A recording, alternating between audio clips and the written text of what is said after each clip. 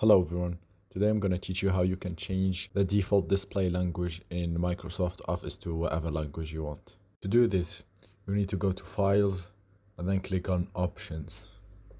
And as you can see here, there is a language option. Click on it.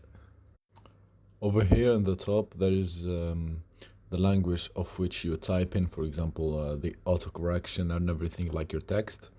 And down here, there is like your system language or the interface language. Now you may be able to find the language that you want here already, but if you don't have it, I'm going to show you in a second how to get it. So what you need to do is to click on the link in the description and it will take you to this page. Scroll down a little bit and over here, as you can see, choose the version that you are using. And in this option, choose whatever language you want. So click here and choose the language you want. I'm gonna choose French, for example. And here you have to download the pack that goes with your computer. So for example, if your computer is on 32 bits, download the first one. If it's on 64 bits, download the second option. If you don't know how many bits your computer have, click on Windows E and then go to this PC, right click, click on Properties. And as you can see here, System Type, I have 64 bits.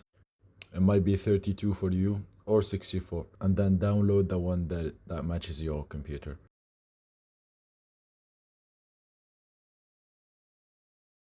Once the download is over, click on Open and then click on Yes. Wait for a little bit. And here, click on Microsoft Office Language Pack, the first option. So continue and accept the agreement and then click on Install Now. Now all you need to do is to close the app and close any app that is from Office and launch it again.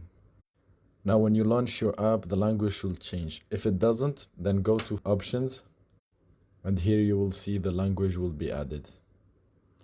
So yeah, I hope this tutorial was helpful for you guys. If it did help you, please leave a like and subscribe to the channel for more helpful content like this in the future. And take care.